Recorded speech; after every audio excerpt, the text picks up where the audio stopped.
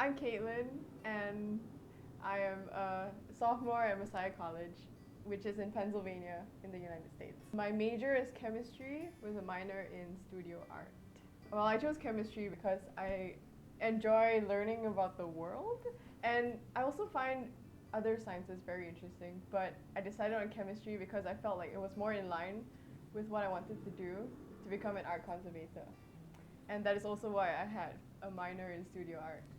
Art conservation is basically how people take care of art that is already in a museum or in a gallery. So they control things like humidity, temperature, and the cleaning of paintings is a very important thing because in the past centuries, like people leave them out in the open air and they get really dirty and stuff like that.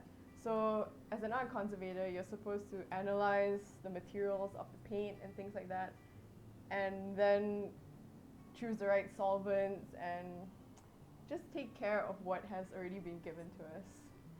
So I feel like it's such an important job because there's so much value in the things that we have in our museums all around the world. And to take care of it and be able to do chemistry while being in the presence of like masterpieces, it's like an ideal job for me. Museums are like one of my favorite places to be at. Whenever my family goes traveling, we definitely make trips to museums or art galleries. It's one of the must-see places that we always go to. I think my favorite part of it is just the amount of history and wealth of knowledge that is in one place.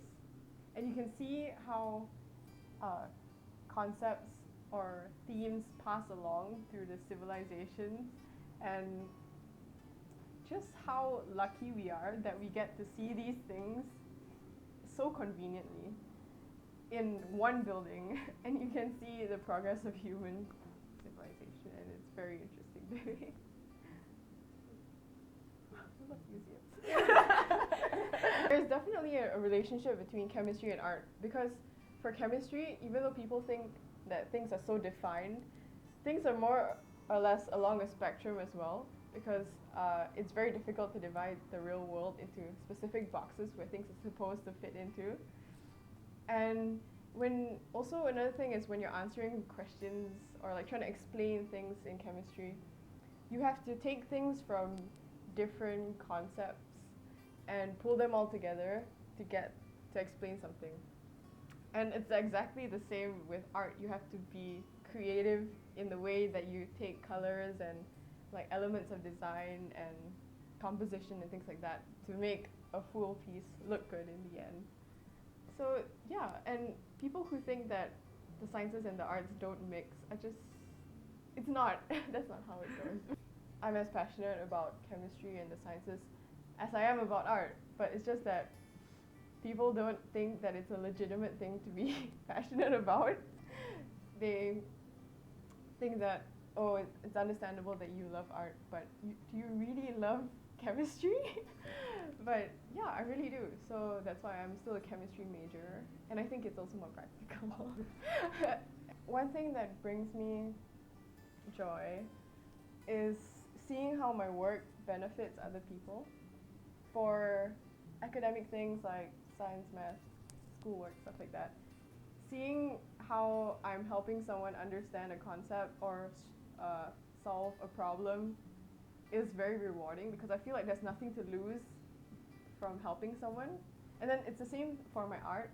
If I see that it helps someone experience an emotion or feel love or feel happiness or even just understand something about the world, then I think like I have succeeded in whatever I was trying to do with that piece of art.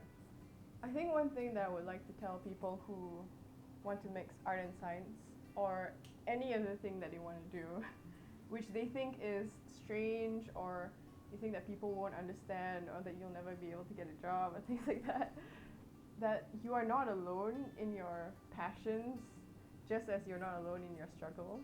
There are always people out there who understand what you want to do, and that along the way people will be brought into your life who will be of the same wavelength or of the same passions and intentions as you, and that's a real gift when they come along. Also, another thing is that not to be afraid to pursue what you really want, because no matter what you choose to do, there will be adversary and there will be people who say that that doesn't make sense or things like that.